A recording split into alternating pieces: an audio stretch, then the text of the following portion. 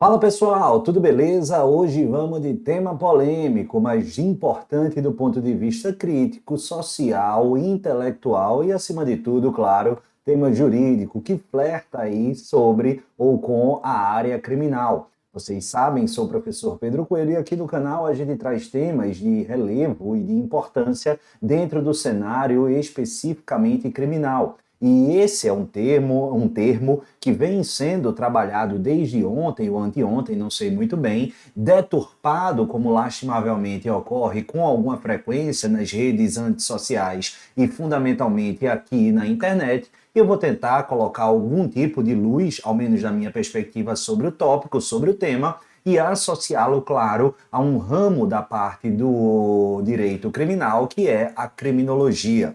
Me refiro aqui ao racismo ambiental. Já deixa eu te pedir para deixar o joinha, se inscrever aqui no canal, se inscreve, aciona o sininho, porque sempre que eu trouxer conteúdo novo, você vai ser devidamente notificado. Ao final, eu te peço para que você comente aí embaixo se o vídeo te ajudou de alguma forma, esclareceu, auxiliou, colocou luz nessa temática.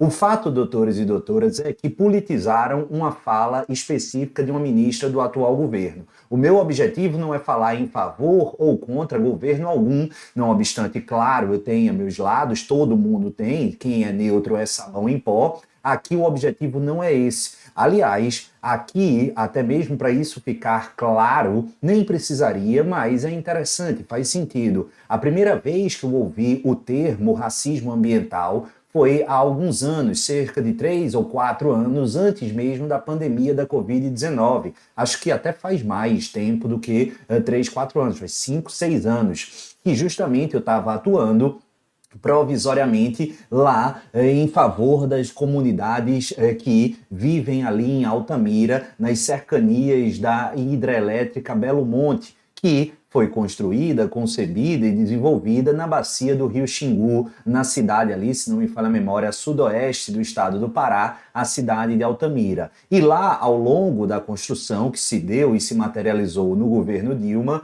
o governo, então, em tese progressista, em tese de esquerda, a gente teve ali um cenário absolutamente catastrófico de danos e crimes ambientais que contaram ali com a conivência do governo do estado, justamente sob uma perspectiva aí numa batalha entre desenvolvimentistas e ambientalistas. Não quero entrar nesse mérito. O fato é que ali, pela primeira vez atuando, eu me deparei com o termo racismo ambiental e achei muito estranho porque de fato eu nunca tinha ouvido falar. A essa ocasião, eu fiz alguns questionamentos aos líderes comunitários que haviam me apresentado a terminologia e eles me explicaram mais ou menos do que se tratava.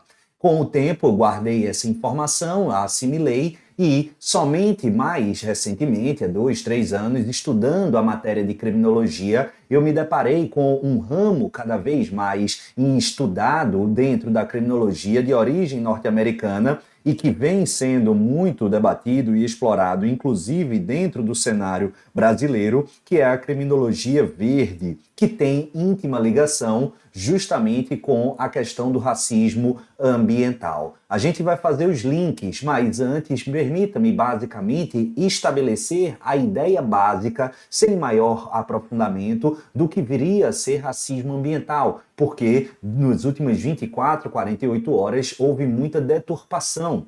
Quando se está a dizer, diante de uma catástrofe climática como intensas chuvas, ou uma nevasca, ou um ciclone, ou um terremoto, ou um maremoto, algo do tipo, que pode ou não ser potencializado em razão da atuação do homem em face do meio ambiente, que isso é uma preocupação internacional absoluta, isso aí não é questionável. Não se está atribuindo aqui a ausência de qualquer influência do meio ambiente para dizer, entre aspas, tudo é racismo, que conversa chata. Não, não é chato, é um fato. Um fato que, inclusive, explica, de certa maneira, por que a pauta ambiental, que agora é prioridade, durante muito tempo ela não foi encarada como tal, como um protagonista, ou pelo menos um dos protagonistas do cenário político, do cenário social.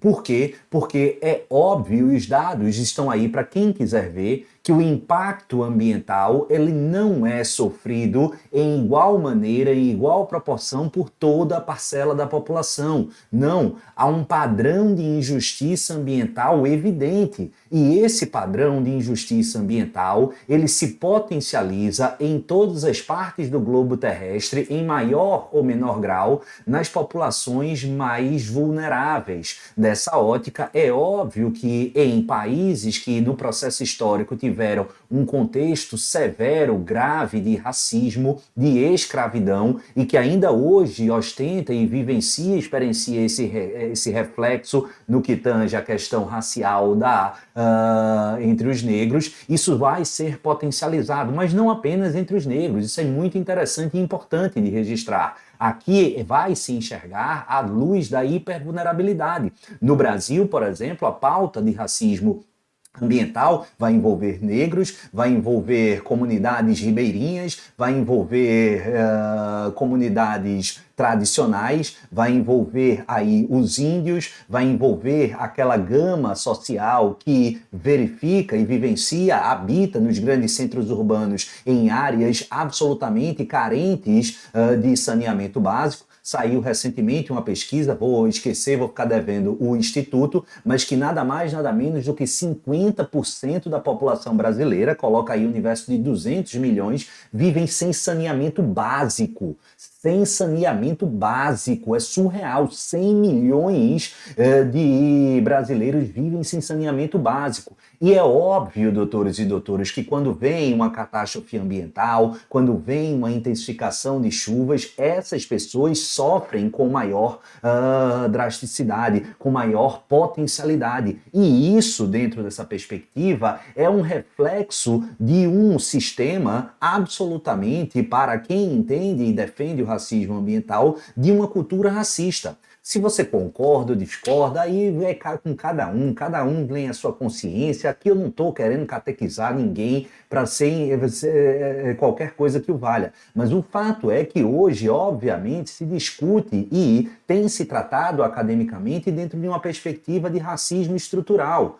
E esse racismo estrutural, ele vai ter grandes e importantes braços e reflexos. E o racismo ambiental é um desses, sem dúvida alguma. Então, a catástrofe climática, ela sofre mais intensamente, ela gera maiores prejuízos, ela gera mais potencial danoso e dificuldades posteriores à sua intensificação. Para quem? Para quem tem o saneamento básico ou para quem não tem saneamento básico? Para quem historicamente tem dificuldade em acessar serviços básicos minimamente necessários para a sobrevivência, ou aqueles que têm todas as suas necessidades principais de sobrevivência já plenamente atendidas. Então não há muito alvoroço, nem há muito sentido em relação a isso. Isso, na verdade, é um contexto de um reflexo importante dentro do espectro do racismo estrutural. Beleza? O fato, doutores e doutoras, não é fundamentalmente que a questão da contribuição aqui para as catástrofes climáticas seja um racismo ambiental, mas as suas consequências. E durante muito tempo essas consequências eram sabidas e negligenciadas. Por quê? Porque se sabia, a partir da tese do racismo ambiental, que quem sofreria sobremaneira os efeitos decorrentes dessas atividades, dessas intervenções, seria uma população hipervulnerável, uma população que já está à margem da sociedade. É essa a lógica e essa é a questão. E por que isso salta aos olhos atualmente? Sem sombra de dúvida, não é por um oportunismo, como alguns vão sugerir. Mas por quê? Porque a pauta ambiental, finalmente, apesar de alguns não gostarem, ela se tornou protagonista não apenas aqui no Brasil, como no mundo. E, considerando isso, várias populações e países que antes negligenciavam e atuavam aí indistintamente.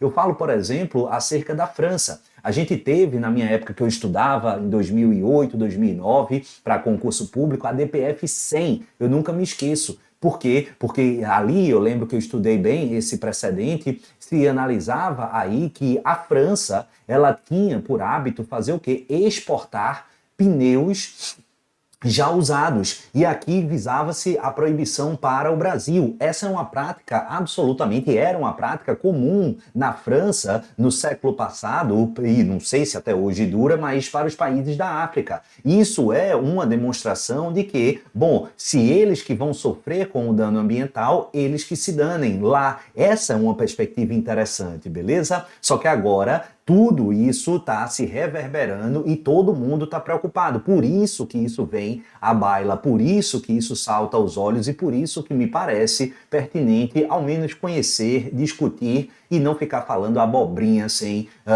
conhecimento de causa. É o que eu sempre brinco e digo, olha, ignorância, ninguém sabe tudo, eu não sei de tudo, longe disso, mas o mínimo que a gente tem que fazer é ter uma base micro de conhecimento para emitir algum tipo de opinião, beleza? E aí, como eu havia prometido, só para a gente finalizar, qual é a vinculação da criminologia com essa questão do racismo ambiental?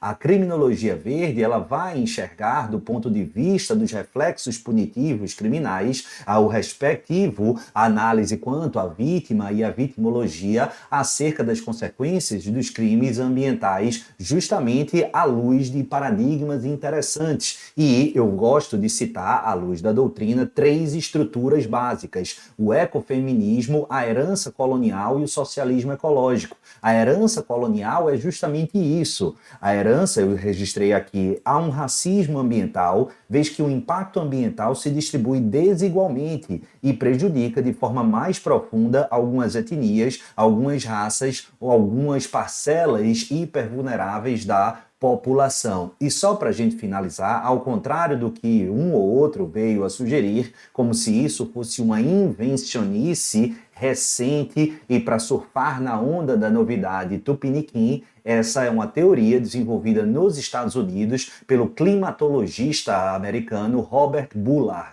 E aí, essa ideia foi concebida há 40 anos. Então não é algo novo, mas é algo que cada vez mais precisamos nos acostumar a ouvir, porque está na pauta necessariamente do dia. Não apenas da nossa pauta, mas sim da pauta debatida mundialmente. Você não precisa concordar ou discordar. O mínimo para qualquer uma das situações é dominar minimamente o assunto, e eu espero que a temática tenha auxiliado vocês, beleza? Comenta aí embaixo se ajudou a dar luz e, concordando ou não, a gente vai seguir trabalhando e tentando aqui trazer temas interessantes, atuais e importantes para justamente ampliar o repertório de conhecimento dos senhores e das senhoras e, por consequência, o meu próprio, beleza? Um beijo no coração de todos, não esquece de comentar, deixar o joinha e se inscreve. Aciona o sininho porque sempre que eu trouxer conteúdo novo, você vai ser devidamente notificado. Até a próxima. Tchau!